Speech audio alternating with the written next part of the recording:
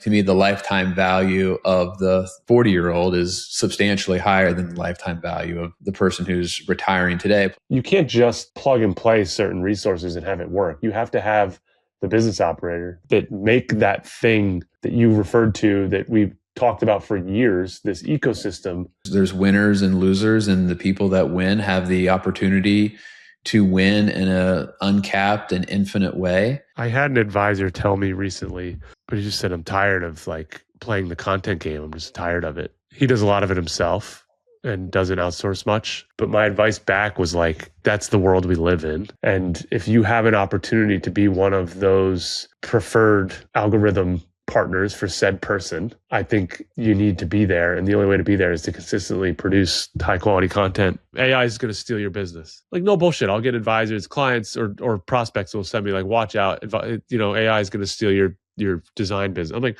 cool. Like, use AI. And then guess what? All of your guys' shit looks exactly the same. So I still have a job. And when I see stuff that looks so basic, scroll right past it, right? It doesn't pass the subconscious test of like, oh, that's professionally done. I truly believe that. Again, I cannot take on more business, so this is not an advertisement for me. I just believe there's so many advisors out there that are good advisors with great intentions that people will be lucky enough to work with that just are not growing because they cannot communicate to people properly. All right, episode 54 is going to be a good one. I'm going to tell you guys right now, I've got some stuff for myself, but for Nick, more importantly, that goes a little deeper and we dive into some things. And I've been looking forward to this. We haven't caught up on Good Till Canceled in a while, so welcome back. Man, it's good to be here. No place I'd rather be than right here with you. How are you? Dude, it's great. You know, JUCO basketball is officially behind me now. College basketball is over. And probably more importantly, Jess and I knocked out Homeland 2 nights ago. So done. Good. How'd you feel about the program? Loved it. I think it was the most fun that Jesse and I have ever had watching something together. Good. And we couldn't believe it came to an end. And we're still talking about it. So I think that's the mark of a good show. They did a good job with it. Let's stick there for just a second. We could save a lot of this for the end. But one thing I think back when I remember Homeland, I did find myself a little frustrated that Saul left some companionship on the table that he owed to Carrie. Was that accurate? Yeah, I think so. I think so. It was a complicated relationship. Walk me through it, because I need to reconcile this. This has been on my mind for years now, so this is fun. You know, I think it is the fine line between like patriotism versus friendship, and sometimes to be loyal to one, you have to hurt another. And I think they both straddled that line quite a bit. I mean, I think they were about as close as you could get in a professional work environment. They both clearly cared about each other. I thought the closing scene wrapped it up beautifully when Carrie is in Russia and she sends Saul the book, and inside the book she has the little note that she sends to Saul, basically. And the way that I interpret it is basically because she had to give up Saul's source inside of Russia, that she essentially became the new source for Saul for the United States inside of Russia. She essentially took the place of the woman she had to out. You can see that glimmer of excitement in Saul's eye as the show comes to a close. I thought it ended about as good as it could. I don't think those things are ever easy to conclude. I think what I felt probably through the last couple of seasons was Carrie gave him a lot. And I felt like he abandoned her a few times. Oh, he definitely abandoned her a few times. Yeah. Yeah, I didn't like that. And she had to betray him pretty hardcore, right? I mean, she went to his sister. She told his sister that he had died, and is there a package that you have for me? So she did some hardcore betrayal to stop a war, to try to get the truth to come out, and she burned a lot of bridges. But I love the way that it ended, because you could see that act, I think, rectified things and made everything right between the two of them. Good show, man. Fun stuff. This is I was pumped that Jesse was so into it, because this is like right down my lane. But for her to be so into it from the first episode all the way through the end without any wavering was really cool. Probably the most proud of her I've ever been in our relationship. that's the mark of a really well written and well produced program. Like, I think that's a lot of times you and I, we're episode 54 here. We've talked in the past. A lot of shows, especially on the cable networks, they stay in that light and fluffy area, which is fine. But you could see where a program like Homeland goes deeper, and it kind of, I haven't seen the show in 5 years, and I still think about some of the way that the characters were, displayed and behaved. So I love that you guys got that. That's really the big fun. question is what comes next. That is the question. The ones that are on the board is Friends and Neighbors, which I think is probably in the lead that I will present. Because she liked this so much, I do wonder, is it The Wire? Do I go The Wire next, and then do we go something lighter, maybe Silicon Valley? I think Friends and Neighbors is probably where I want to go from here. I'll tell you this. I think Friends and Neighbors would be a good rebound because it's a little lighter and modern, right? I think The Wire is too dated. I think you guys are going to struggle there. And it's dark. The Wire is kind of dark in my opinion, there's not a heavy female character there for her to maybe latch onto. Right. One that comes to mind, which I would highly recommend, that my wife and I did and really loved as well, was Sopranos. See, I've never done that. I've never watched. There's plenty of characters in there that you can all latch onto and feel that human back and forth. Like, why did he do that? I get it. Like, yeah, I never really thought about part of the reason why that Jesse may have liked Homeland so much was because there was a strong female character.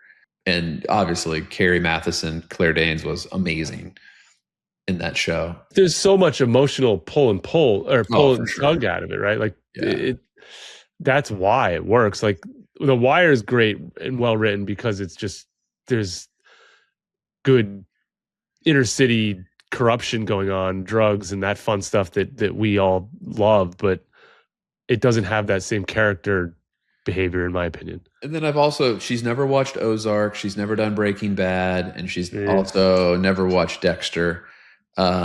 She might really get into Ozark if she could get past the first episode. The first episode gets a lot of people. You're gonna have trouble. I mean, like, Homeland's a generational show. Yeah, it's not easy to find something like that.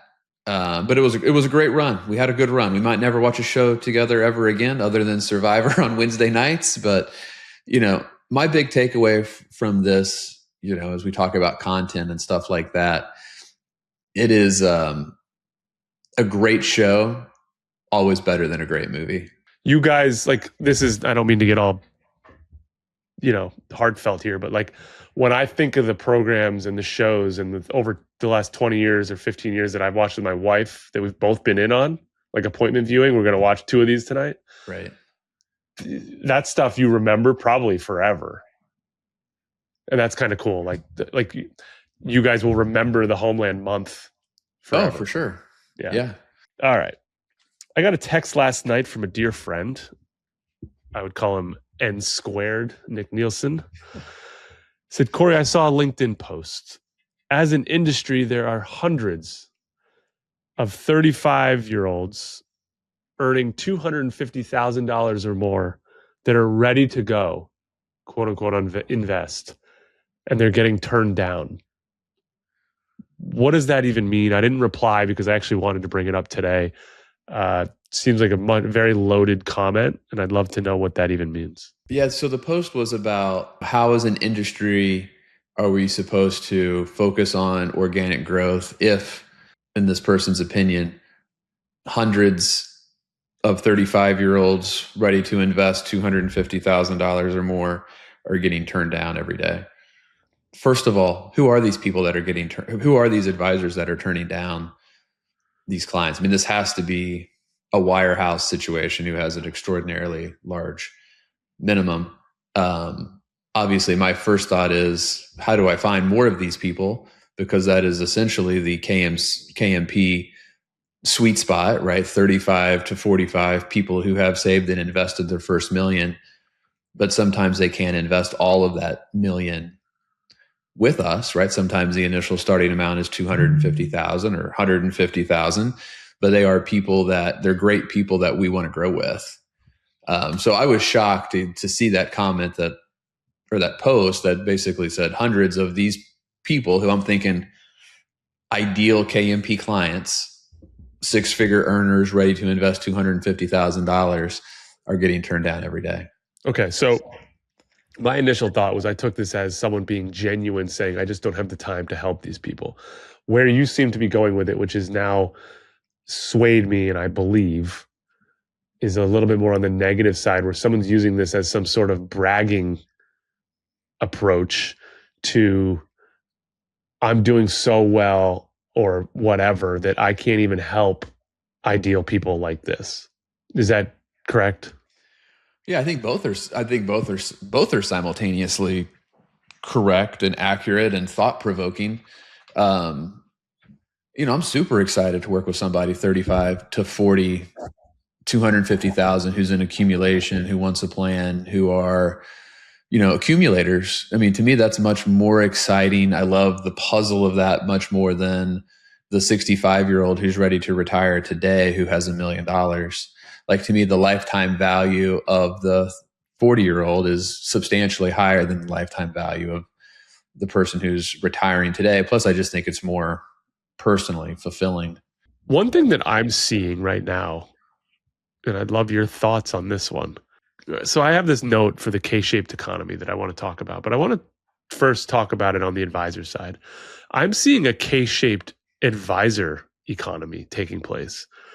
I'm seeing advisors who, the haves, meaning they know how to build a business, they have built a business, they know how to communicate, they offer a great offering, they're good humans, and their business is growing to the moon. I'm also conversely seeing advisors that can't get out of their own way and get stuck in the minutia of all the little tactics and tricks and things and playing office and all that, going vastly in the other direction. So it's those who can build it are building it. Those who just aren't cut out and qualified for it are going to, I don't know what's going to happen to them, wash out. Are you seeing the same thing? But I think that's the beautiful thing about this country, right? I mean, that is like almost the definition of capitalism, right? There's winners and losers, and the people that win have the opportunity to win in a uncapped and infinite way. For every Netflix, you're going to have a blockbuster, right? So to have a winner, you have to have a loser. Everybody cannot win to the same degree. But yeah, I do think you are seeing more of the divide probably in every industry, right? You're seeing more profound differences between the winners and the losers. Do you have an anecdote for that for advisors? Like just a way to summarize like why that might be happening? Yeah, I think the why could vary from person to person, from business to business. There's a lot of reasons why advisory businesses stall, why businesses tend to stall in general. I think business owners tend to try to do too much, and they aren't realistic enough with themselves on what are the things that we're avoiding, what are the things that we're not doing well. And for some reason, the people who tend to fail are not willing to pony up money to solve those issues or to fix the problems faster. And I think the people that win are a little bit more open-minded to, hey, I can't do everything myself, or I shouldn't do everything myself. There's the real possibility that others could do this better than me. And instead of looking at things as an expense, they view them, as an investment. And I think that's true for financial advisors. And I think it's true for a lot of the small business owners that we work with. You've shared recently some of the news clippings about the KMP transition and you guys growing the team. And we're coming up on 90 days here. And I would love to know how you guys are doing. How's the team doing? How are you kind of as the face of this thing doing? How are your clients doing? And overall, give me a summary of the KMP transition and growth. Yeah. So, I mean, I think, sharing those things always feels a little bit awkward to me, but I know that there's a, PR team at Raymond James that works really hard, behind the scenes to get those things out there and to get those publications, pick those stories up. So I kind of feel like I have to do some of that to sprinkle that in there. The transition was great.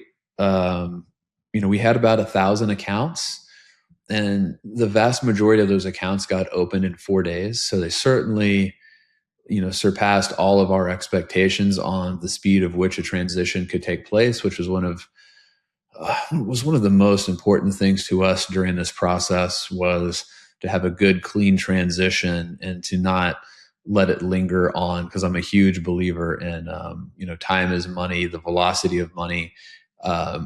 We save a lot of money by doing a transition in 2 weeks versus 2 months.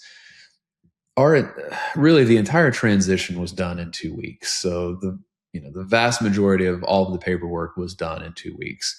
So for most of our clients, we had a few technological hiccups here or there, but probably 98% of our clients signed their paperwork and it took them literally 30 seconds or less. That is how streamlined it was.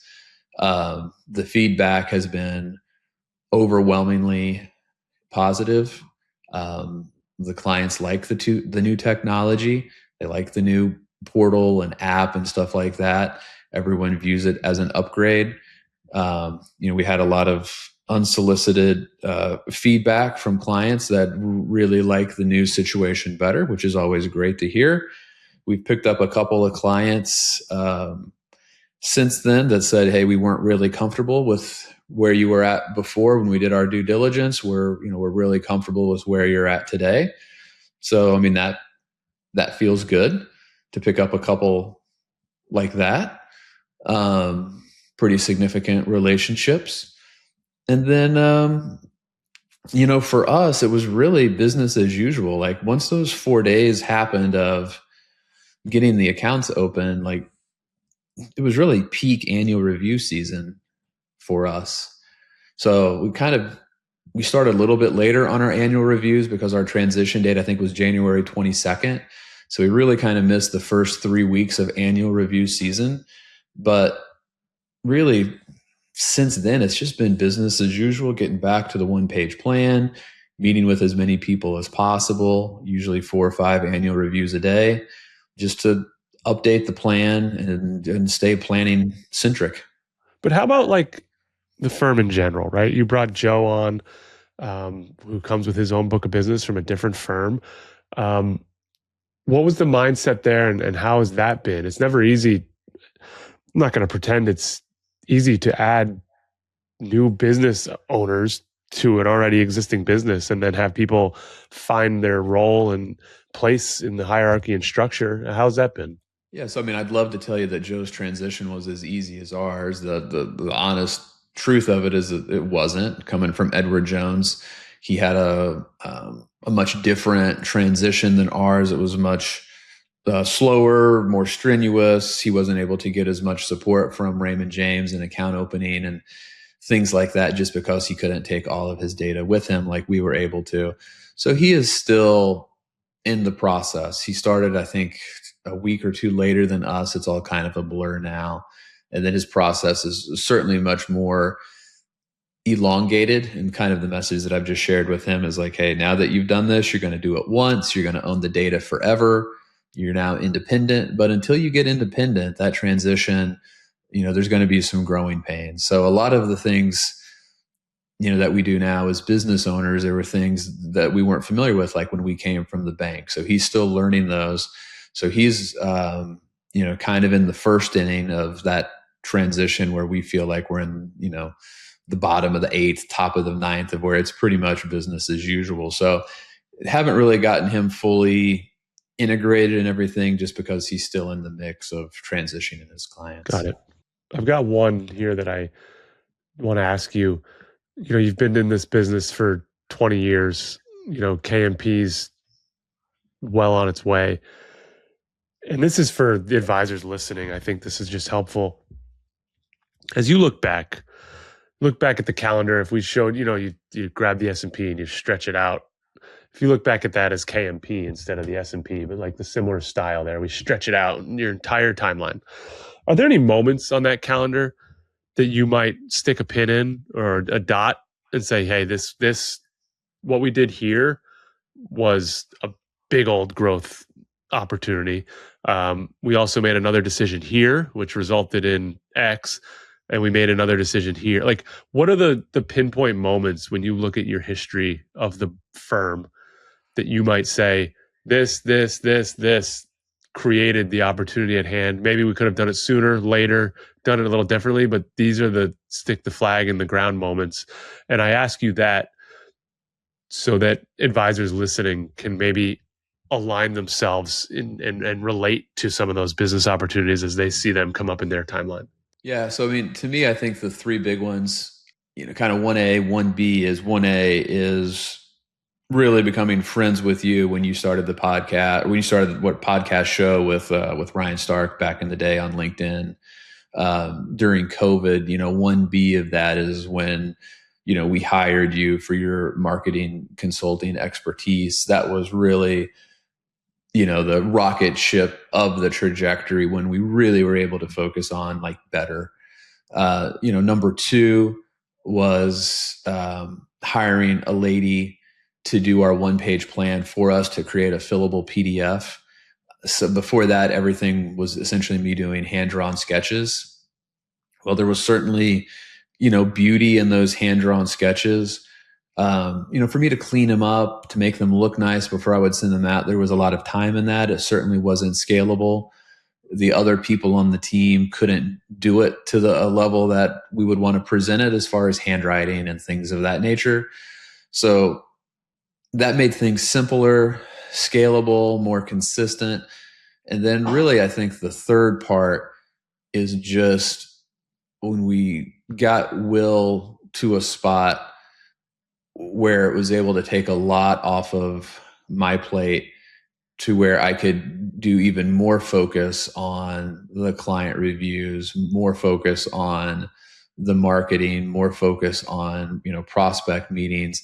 Those were the three big things that have given us that kind of rocket ship annualized 25 to 30% returns, which is funny. And I think about it for the first time, all three of those things were an outlay of capital for me, right? That other advisors might say, well, that was an expense for this. It was an expense to hire Corey. It was an expense to hire someone to build the one-page plan. It was an expense to go and hire Will. But I look at all of those three pivotal moments as investment opportunities. And that's why we have been able to continue to grow at 25 to 30%. And we haven't really had a plateau point, and we still have an amazing amount of capacity. I didn't ask you that. I promise. And I swear on my children, I did not ask you that because I was hoping for some sort of endorsement. I asked you that because I want to provide value to the advisors listening and give them some relation to maybe when we were here, we had a similar thing. And look, Nick made the decision and look what he says it did for him. So my whole point there was to try to give them something to latch onto that might be common in their current state of life. I would do a 2B, like, it was probably about the same time. We hired this young lady. Her name is Tracy Wolfgang. She was the one who took our sketches of the one-page plan, and she said, yeah, I can turn this into a PDF, which we couldn't figure out at the time. Who knows? Maybe now you could do it on Claude. I still don't know. But probably at about that same time, we hired Amanda Swychek to do our website, and it's the ecosystem, right? Like, the website tells a story. It helps convey the fact that we're different. And we recently got someone who went to the Raymond James website. They have like a find an advisor near me option. And they looked at, I think it was 5 or 6 websites, they said. The other 4 or 5 websites that they looked at were basically the canned, like raymondjames.com /advisor name, which is fine, right? There's nothing wrong with that. But she went to our website and was like, oh, these guys are different. And then that led her to the YouTube channel. And like, before I know it, I watched like 40 minutes of shorts. This was really fun. I kind of like Nic. It all matters. It's hard to know, like, if you start stack ranking those things, like what matters more than the other, but it's all part of, of that overall ecosystem, which again, outlay of money. Some would view that as an expense. I think was an incredible investment. You can't surround yourself with enough good people, right? If you have people who are experts and are really good at what they do, you try to figure out how you can work together and make it work. They all are expenses. But I guess it can be both, right? Yes, it's an expense, but hopefully there's a return on investment of that far exceeds the outlay of capital. I look at it in relation to the advice you guys give to your clients as well, though. Like, what else are you going to do? Like, are you going to hoard the business cash? Wouldn't that be equivalent to, in 2020, you just stuffing everything in a high yield savings account? Yeah, I mean, you could make the argument, why would I ever want to invest in stocks, right? If my company is growing at 25 to 30%, why am I investing at all? Why wouldn't I just invest in, more Corey, more Manda, more Tracy, right? How do I better and continue to grow the bottom line at 25 to 30% per year, which I think, if you look at, here are all the dollars that I have. Obviously, taxes is the biggest chunk of where the dollars go. But then if you think about that next layer, my next biggest expense is Corey, right? And then, Manda on down. And then, yeah, I'm investing, but as a percentage, like I'm not investing like 30% of the money that I have at my disposal directly in equity investments or anything like that. Cause I think it's incredibly important to invest in the business. That's the cash cow, right? The KMP is the golden goose. I want all the KMP equity that I can get. I'd rather have KMP equity than name any other company. I mean, unless it was NVIDIA or Micron over the past 10 years, ownership in KMP has worked out pretty well. That is in large part to you. That's, large part to Manda and the other people that we've worked with. But I can't take for granted the amazing clients that we get to work with, who are advocates for us, who they're really the best marketing that we have is when they want to introduce us to friends and family and people that are important to them. And, a lot of the people that we work with tend to be connectors that want to share the good news. Here's the thing. Myself, Manda, Tracy that you mentioned, none of us and or our services in isolation can transform someone's business necessarily the same way they have yours. It all has to work together and the ingredients have to be right for that meal to be cooked properly.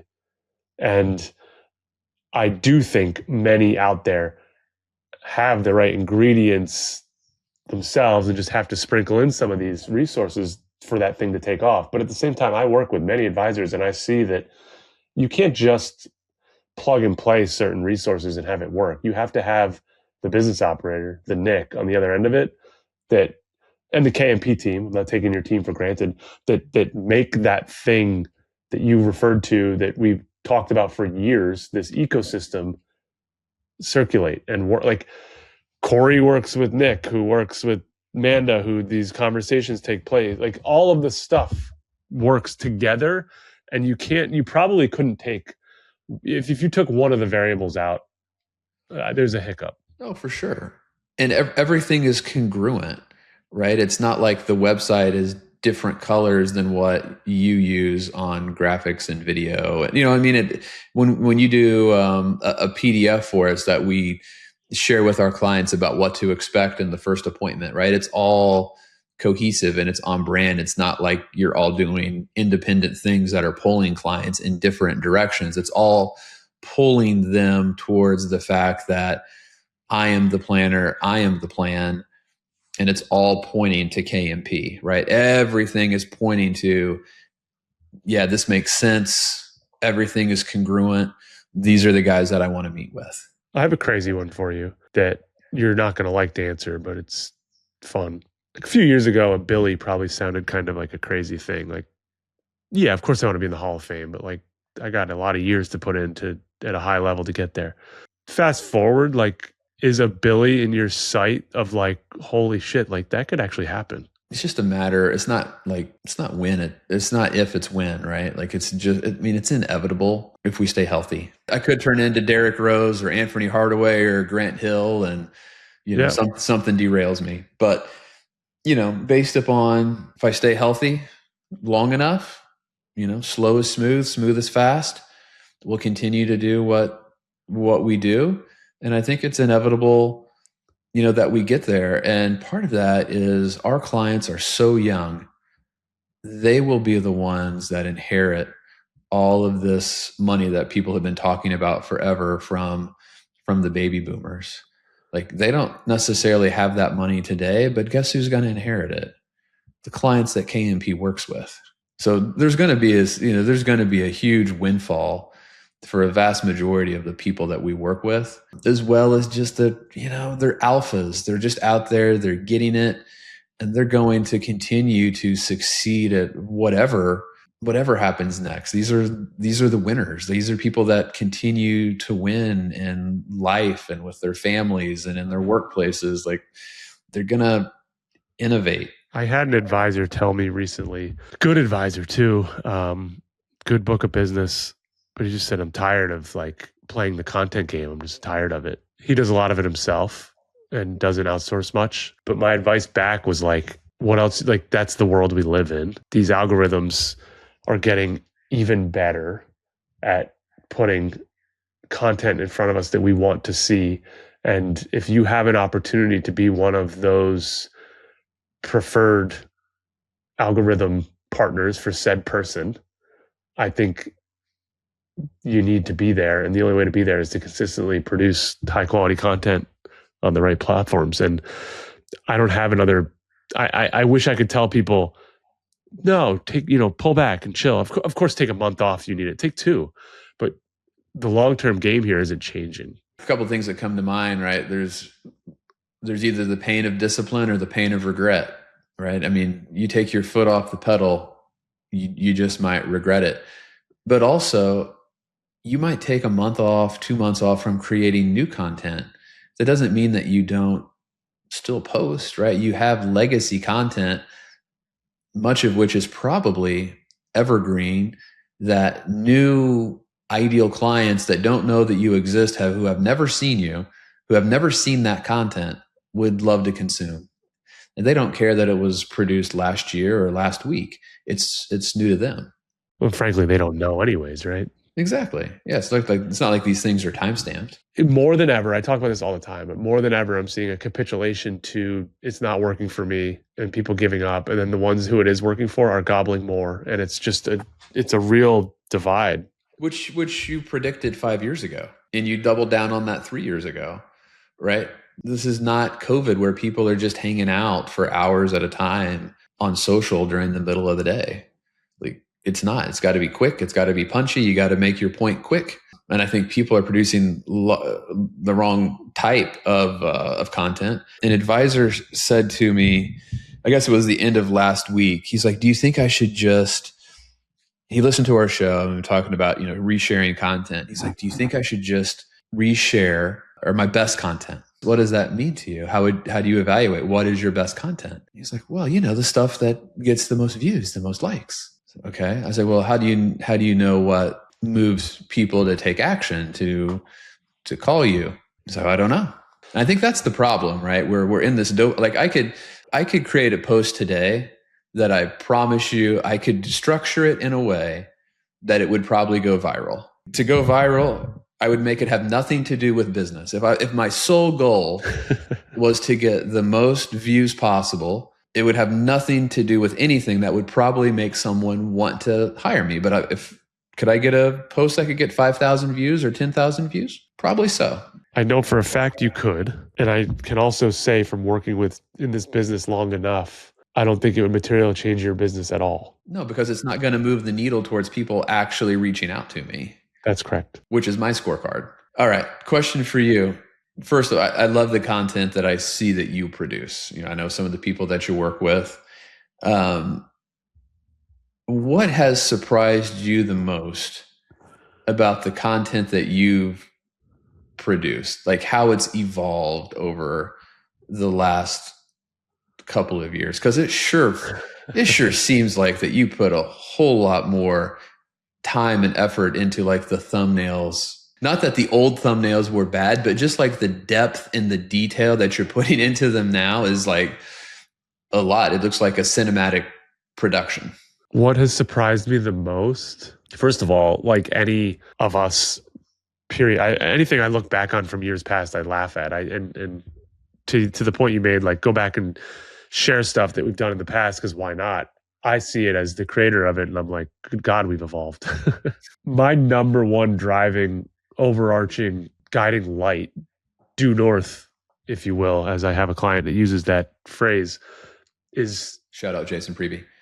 yeah, like just does this help the audience? Is this captivating to the audience? Is this something the audience can consume quickly? Would I consume it? I consider myself, the beautiful thing is I consider myself kind of the consumer on a lot of this stuff. And so if you saw my phone, it's not even pictures of my kids. I upload all that stuff to the cloud and then I delete. The stuff on my phone is legit screenshots of content. I say like, oh, that was done well. Oh, that was good. Oh, I like how they used that. And that's what drives me. Is most of it in this industry, or is it like, oh, I really like how Nike did that, or well, that was a really, really cool Apple ad. It's random shit, dude. Yeah. My wife sends me something on Instagram and it's that. Yeah. And I'm like, damn, that would look good with some Nic Nielsen behind it. Love that. And that's what new Nic Nielsen content looks like. And then I put my own. Shout out, Jess. Nice work. Right. I put my own tweak on it. Yeah. I change it a little bit. I'm like, oh, if I had done it with this font and not that font, it would be a little bolder. And I maneuver it. And one thing that I find cool with me, and I don't know if this is where you're like, I just don't stand still. Like, I think I run with stuff. You're a great proxy for it. We run with stuff for a month, maybe 6 weeks, and then we pivot. And then it looks different. And it's not that I'm changing it to change it. I'm just like, well, the consumers change. Copy you. That we're scrolling faster. Like, yeah, I don't know. The thumbnails, that's a big one for me. I know I get messages from advisors all the time. AI is going to steal your business. Like, no bullshit. I'll get advisors, clients, or prospects will send me like, watch out. AI is going to steal your design business. I'm like, cool. Like, use AI, and then guess what? All of your guys' shit looks exactly the same. So I still have a job. Yeah, you might all be reading the same script. Literally. Yeah, that's not figuratively. That's literally. So someone had showed me like new brand hire and marketing guide. They showed me like some things that have been produced, and it was just like flat background, just a flat color, just like blue. No depth, no gradient, no shading, and then like right on top of it, just like logo. No gradient, no shading. There's no like depth to it whatsoever. And they're like, oh, what do you think of the content? Do you like what we're doing? I was like, that ain't going to work in 2026. Like, it's just not good enough. I love that you brought this up. I was talking with my son. My son will sometimes hang over my shoulder and watch and talk. And I was telling him the other day that the difference between an amateur and a professional is layers. And I'm not taking digs at anyone, but I learned it clicked like 5 years ago. It like snapped in. Canva and all the amateur programs don't allow you to properly layer and stack. And everything I designed for you guys, every single thing probably has at a minimum 4 layers and sometimes 10, meaning stuff is built, locked, piled on top of locked, and it's all layered and stacked. So when you look at it, it has that depth to it. And right? Like 5 years ago, I wouldn't have like noticed that right away. But now, because I'm more familiar, like I see it right away. And I notice it in the content that I consume. And when I see stuff that looks so basic, scroll right past it, right? It doesn't pass the subconscious test of like, oh, that's professionally done. Which doesn't lend you to dig in further, right? Exactly. Like if I see something that I know at that level is not professionally done, it doesn't stop my scroll. There's nothing there to stop me. It's wasted space. This is a fun conversation marketing wise, because to you that interests you, right? Like that's great. And like that just that's second nature to me. I'm doing that because I know that that's what creates visually attractive messages. The piece that everyone has at their disposal, every single one of you listening can do this, whether you pay money to, like, you don't need to allocate resources to this. This is why we have this conversation. I need the message. I've got to know what you're talking about, who you're talking to, what the wealthy do. Like, we've had a lot of fun with that message. What the wealthy do, they leverage the same dollar twice, like, and all the different ways they do it. And Probably the most, like, if you think about one conversation that people ask the most about, it is the idea of using the same dollar twice, like what the wealthy do. Like, I never thought about the fact that wealthy people don't pay taxes on their brokerage account. I mean, we'll say they don't pay taxes, right? They're still getting a 1099 on dividends and interest. They're not paying capital gains because they never sell. Wealthy people never sell. Doesn't happen. The point to this is that even the best graphic means nothing without a story, right? Well, like, people they're not capturing this message. It's like, I've talked about the same thing. I'm like, no, you're educating people on why they should have a Roth. Like that doesn't work today. Right. You're not going to educate your way to a bigger business. I talked to an advisor recently, and it made me feel so bad, but also so good at the same time, because it confirmed what I know. And I don't mean to sound like I'm like Nostradamus here, but I know this to be the fact. And this person was pretending that it wasn't the fact, and they finally admitted it to me. The game on YouTube that took place over the last 12 to 18 months is complete horseshit. It's a complete waste of time. It generates the lowest bottom of the barrel leads that do not align with what you want to drive your business. It leads to the DIYer that cannot, I don't mean to sound this way, but like doesn't have any business hiring an advisor in the first place.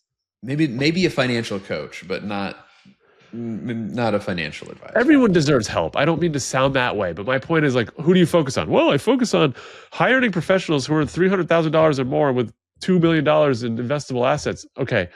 And then you go and focus on the top 3 things pre-retirees need to consider when doing their taxes. You're like, I don't know why my leads aren't very good.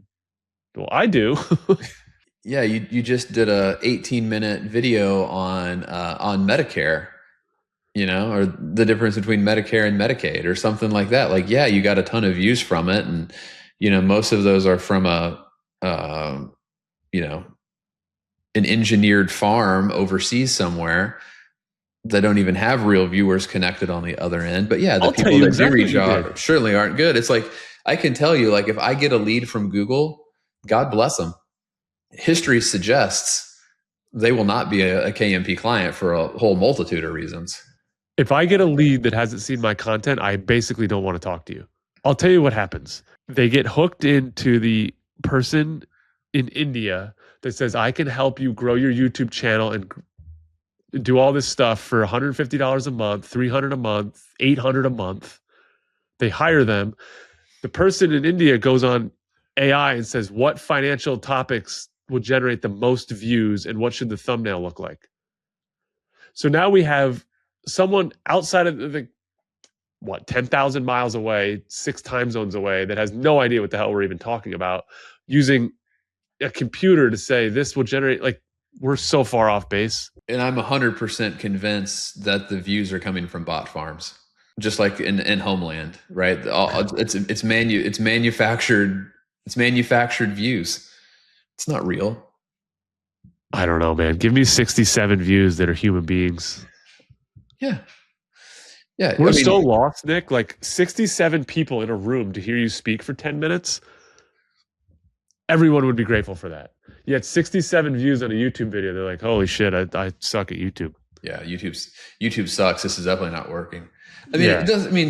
Honestly, 10 ideal clients watching something on YouTube. What a win that is. What a huge win. I didn't have to leave my house. I didn't have to book a room at Ruth Chris. I didn't drive an hour there. I didn't spend an hour at a seminar. I didn't drive an hour home. Didn't spend $1,500 for a night away from the family. Like, this is the most efficient and effortless way to build a meaningful business. You just have to die to the dopamine hit that is views, likes, and comments. How about also you're proud of the message? Yeah. Yeah. Like you said, be proud of the work, right? Can you really be proud of the fact that you go online and you regurgitate a 22-minute message to a teleprompter? That AI generated for you? Yeah, I guess even worse, right? It's not even your own message that you're reading from a teleprompter. It's somebody else's message that other advisors are reading that same exact message. Guys, I want you all to be very clear. I don't actually care. Like, I don't care. Like, I'm not losing business to these people. It doesn't matter. I can't take the business anyways, which is a cool place to be. It's that what I do care about is when people challenge me on it and then it proves not to work. That there's that level to it of like, my way is the best way. Look at it, how good it does. And then a year later, like, I wasted countless hours on this nonsense. Hours, money. And then all the while, real clients that you're working with are further ahead, right? Every day that you waste, somebody else is gaining on you. What do you think we could share with folks that are listening that might help them change their business or get out of the funk or do what they need to do to limit the noise and distractions? First of all, I would do just a real hard assessment on what's holding the business back. I think that's first and foremost, and make whatever cuts you have to do to eliminate those things. And if you have to hire help, hire help. But if there's things that are hurting your business because you don't want to do them, things are not getting done quickly, things are falling through the cracks, whatever the bottleneck is in your business, solve it today. Whether it's marketing, whether it's business operations, like, you have to get that done. I just think that is a huge deterrent that is keeping people locked in to a lesser version of what their business could be. I mean, that to me, that would be the first item, is just to do a real self-assessment there. And then I think you got to figure out what forum that you're like most comfortable, or how are you most comfortable communicating? Whether it's writing, whether it's on video, long form, more email style, short form, more like Twitter style. You have to, I think, figure out like what it is that you think you kind of like naturally enjoy the most, naturally best at. And then if they could hire someone like you to help them elevate that message, then I think you've got something. I have a fun newsletter that I typed up this morning coming out Sunday night.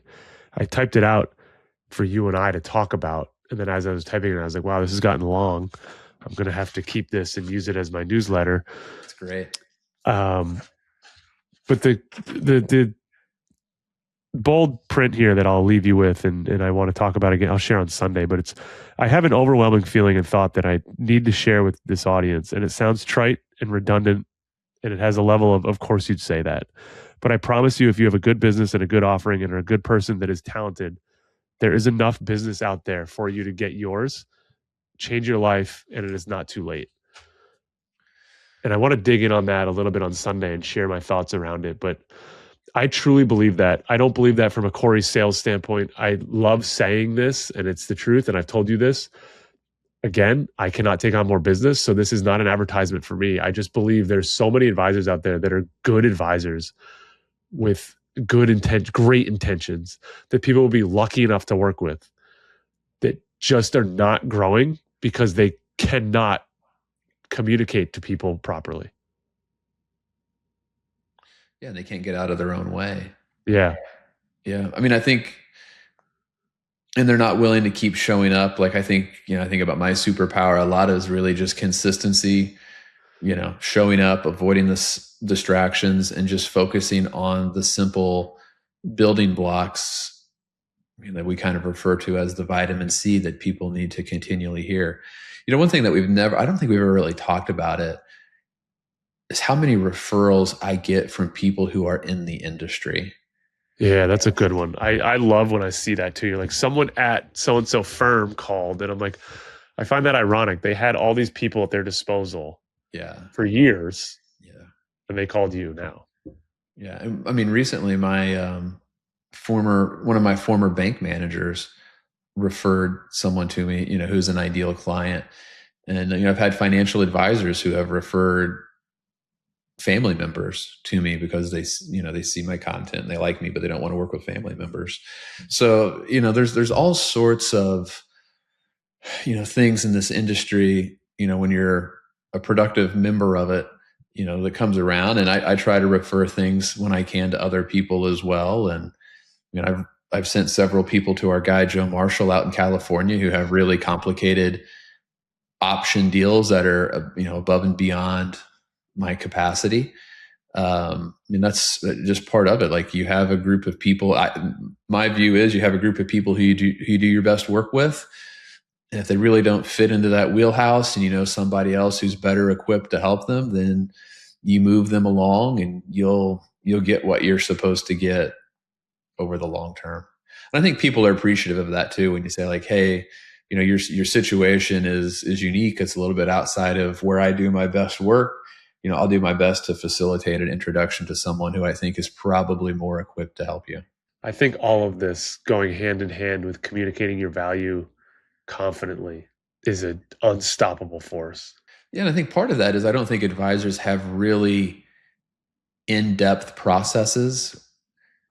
I could meet with 10 people and I could explain our process, and it, like, verbatim, it would be within a few words of exactly the same to each person, because I know our process inside and out. I know how we communicate it. I don't know that most financial advisors could honestly do that. I think it's a little bit of winging it. We do it, we do it kind of this way for this group of people. We do it this way for another group of people. No, our first appointment, it looks the same for just about everybody. There's going to be a few places where it differentiates based upon people's responses and stuff like that, and asking, appropriate follow-up questions. But that outline that we have is pretty much the same that every single person goes through. So they're all getting the core questions. There's just going to be some different follow-up questions and redirects based upon what people say, because you have to have some fluidity, and it can't be robotic, which is part of the process of maturity and wisdom. But, I don't know that everybody has that process locked down. I don't think everybody does. I think the answer is they don't. If you'll indulge me, maybe we can do something fun here for a second. It's going to take you having to put two hats on, though. That's difficult. I don't look as good as a hat as you do, so we'll try. Proverbial hats. Your business, my business, the business in general. Someone reached out to me recently and they're like, hey, what if you fired everybody and just came to work for myself and, slimmed you down to 2 clients, dedicated. You got 8, 12, 15 people you're working with. What if you just had 2? And while that's super flattering, and, one of my immediate thoughts is that's super risky, right? For me, like, if I have 1 client leave me, not a big deal. 2 clients leave me, still okay. If I only work for 2 and someone leaves me, big deal, right? So right off the bat, I have that kind of thought in the back of my head. Conversely, I think about your business and I wonder, and I don't mean to sound like this is like about Corey at all, but like, what would happen to KMP? What's the runway look like with dedicated 24/7 content marketing? Well, I think the path to $1 billion. No, I'm serious. Like, I don't know. Like, I'm actually like, because you can only get so much, in your current structure. I'm curious as to what that is. Just with our current setup with the 3 of us, kind of the core KMP, without including Joe and Vicky, who are still like integrating. Yeah. We have so much capacity. I think we would just get to the capacity point quicker, and then you think about hiring additional people to create more capacity. I've brainstormed that all the time. Like, if I had more Corey, if I could do more, what would it look like? And really, I think it's more of just like the Ritholtz model. It's just more and better, right? They have the Compound and Friends that comes out Friday morning, but they have their other show with Ben Carlson and Batnick, I think, that comes out on Wednesdays. So instead of GTC coming out every 2 weeks, there's now a weekly GTC. There's a 8-minute podcast where you ask me one question about something going on in the world, and just like a quick in and out. Like, I think there's so much more that could be done How that translates to the bottom line, I don't exactly know. It's kind of like the leap of faith. But I think we all know that more and better is better, right? That's the answer key. It's just how much can you invest to get more and better quicker. And I'm a huge believer in the velocity of money. That the sooner you can get it, the better, the better everything works out. So I just wonder about it. I don't like. Yeah. It's does double the amount of shorts with, maybe there's in-person situations. There's, to your point, instead of one video every 2 weeks, there's 3 videos a week that might be short. Like there's content showing up on other platforms. And then when I wonder like how that translates to the business, does it just, to the point we've been making to the audience forever, like, does it just compound the shit out of it? My guess would be 3 to 4 new households a month turns into 5 to 8 new households a month. I mean, that's my honest guess. I don't know. I don't think we're anywhere near like a saturation point or anything that. No. Yeah. I do think one thing that you've been incredibly accurate about is that LinkedIn will eventually figure it out, and eventually your feed will start to look different. But I think you're starting to see that occur, right? I think that's starting slowly, but you are seeing a lot less of the Nic Nielsen type peoples, at least on my feed, and you're seeing more of the influencer type. So you've been preaching that. You've been saying, hey, watch out for this. It's coming. It's going to be a lot harder to be in the feed. So that's inevitable. And I think, more and better is the only solution to even stay at the level that I'm at today, right? Like if I continue doing the same thing, I could get diluted, even if it's better, to the point that those 3 to 4 new households turn into 1 to 2 just because I don't have the reach, right? So I might have to invest more to even get the same output just because of the shrinking reach that I will have. It's a concern of mine as well.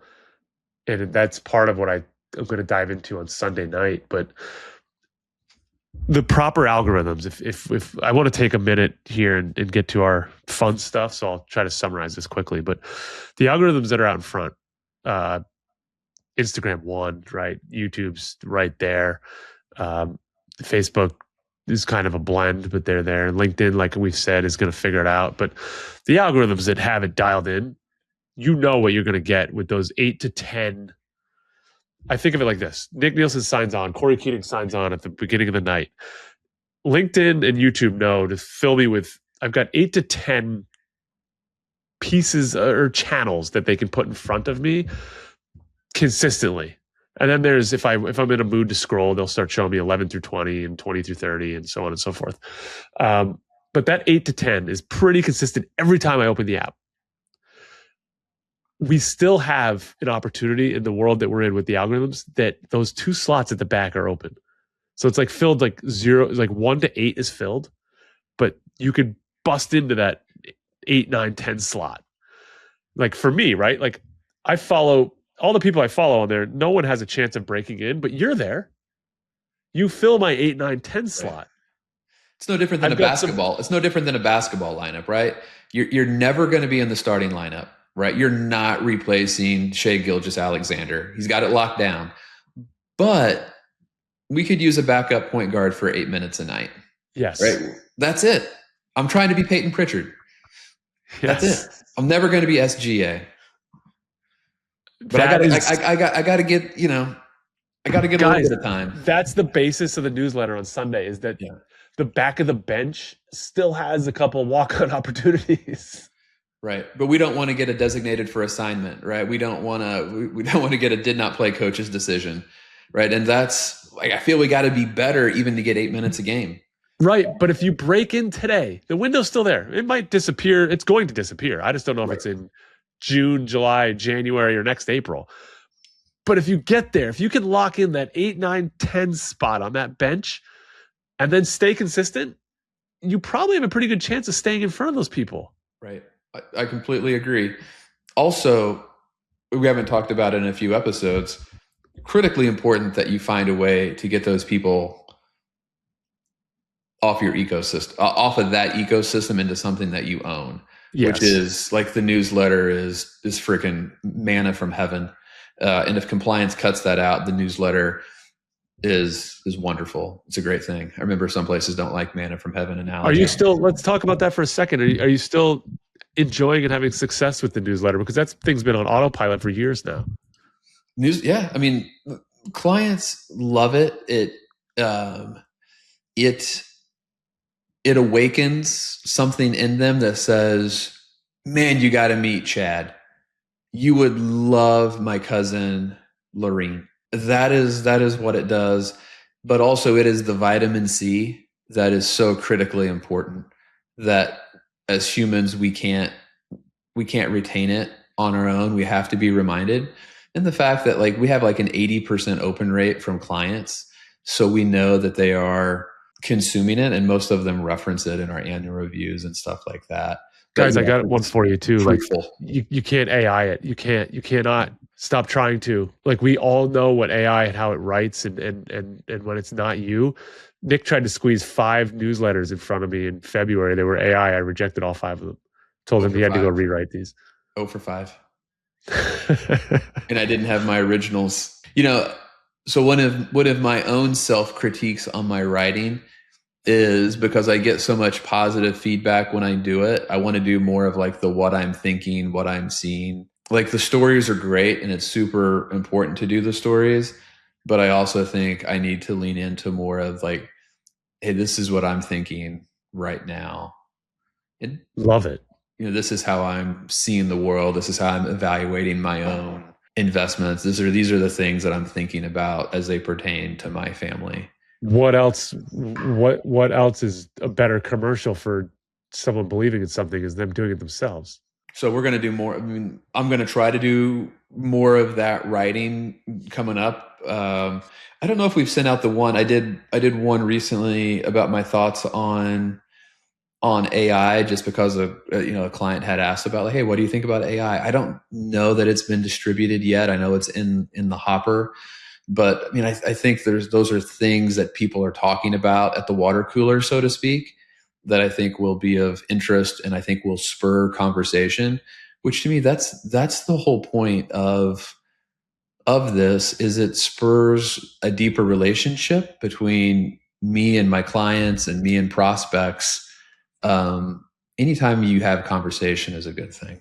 You guys want a quick trick on the newsletter thing? So for whatever marketer you're working with, the way I work with my clients, Nick specifically, but all the others as well, is they write like 60 to 80% of the newsletter. They write like the whole thing, but it's written like kind of 80% baked. And then they kick it to me and then I take it to the finish line for them. And I find it really works because it gets their thoughts on paper, but then it gets articulated a little bit more defined as it goes through the process, and it all stays human. So for whatever it's worth, whatever marketer you're working with, say, hey, I want to write my newsletters. I'm going to put them in a folder, and then please go through them and refine and kind of finish cooking them. And put the garnishes on. My job, I look at it as, hey, I want to get through the 8th inning with a lead. and I want Enter Sandman to come on. I want Mariano Rivera to come out of the bullpen. And I want you to get the last 3 outs, because the last 3 outs are the hardest. I still got the cutter, as long as I don't have to see Ortiz in the batting box. Gonzalez, Louis Gonzalez, right? When he got Gonzalez and Big Poppy in Fenway, we're in big trouble. Yeah. So my goal, I want to get you through I want to get through the 8th with a lead. I want to hand the ball over to you. Let's crank up Enter Sandman. Go get me the last 3 outs. 99 out of 100 times, you're gonna get those last 3, and we get a W. Paradise on Hulu. A little let down. That was pretty critically acclaimed, right? I love the actors. It didn't stay as dark as I needed it to. So just 2 cents there. Friends and Neighbors, I'm rewatching on Apple season 1 right now. Boy, I cannot get enough of the style of directing and producing where they narrate. It's really good. I love that. Dude, I love that. Have you started season 2 yet? No. Okay. All right. So my commitment to you is I will rewatch season 1. I might do it with Jess and then we'll start season 2. And then now, as you know, I'm NBA now. I'm all in, baby. I'm with you. So between now and the end of the year, I'm going to get locked in. I'm ready to go. I'm a clean slate. I don't even know where players are at. I got to get updated on what happened at the NBA trade deadline. All I can tell you is Luka's out. That's all I know. So I got to get educated. I'll get up to speed. I'm going to be ready to go by the NBA playoff time. It's going to be grown man basketball. It's the best. NBA playoffs is the best basketball in the world. Yeah, it'll be good. Quick one on this. My kids are getting big into doing chores that earn them money now. And we're not talking like I've taught them to detail the cars. So like chores that like take hours, I'm willing to pay for. That's great. So to detail my wife and I's car yesterday, both boys were off somehow on Easter Monday, they call it. 3.5 hours out in the driveway, the cars got really cleaned, which they needed. And so for that, they earned themselves each a mega box from the card store, which is like $60. So they're well paid, better than I was when I was a kid, but they earned it. I don't want to go and vacuum the car for 3 hours. They've pulled some cards out of the boxes. My son pulled like $1,000 Otani blue refractor out of a box like a week or two ago. And conversely, or not conversely, ironically, my homeowner's insurance policy shows up. Oh, yeah. Just to renew. And I'm reading the fine line. And it's like trading cards are only covered up to $10,000, $3,000 maximum per item. I'm like, oh, shit. Like, all right. I mean, some of these Kobe's I'm looking at right now are far exceed the $3,000 thing. And cumulatively, they're way over 10. So I hit them up yesterday. Long story short, I have to itemize all these things for them. What are your thoughts? What do I do? Like, have you done this? So I have like a separate, I've not had to itemize. They did not have me do that. I probably should itemize, but I do have like a separate, I can't remember what they called it. There's an additional rider. Yes. Additional rider. I think I have 250. I have videos and stuff where I go through like each card. Good. But all right. Yeah. But I won't say every card, but I have like the top 50 to 100 cards that I have after we do our move. One of my goals is once things settle down with annual reviews and stuff like that, I'm going to have to get some PSA time. All right. Good to know. Because this is what she told me to basically, she's like, take your top, create a select group, itemize it. And then we'll have two, the rest can go on one account and the others will go on the separate rider. Yeah. I think that's smart. I think that's wise. More work. Got to protect, baby. Got to protect.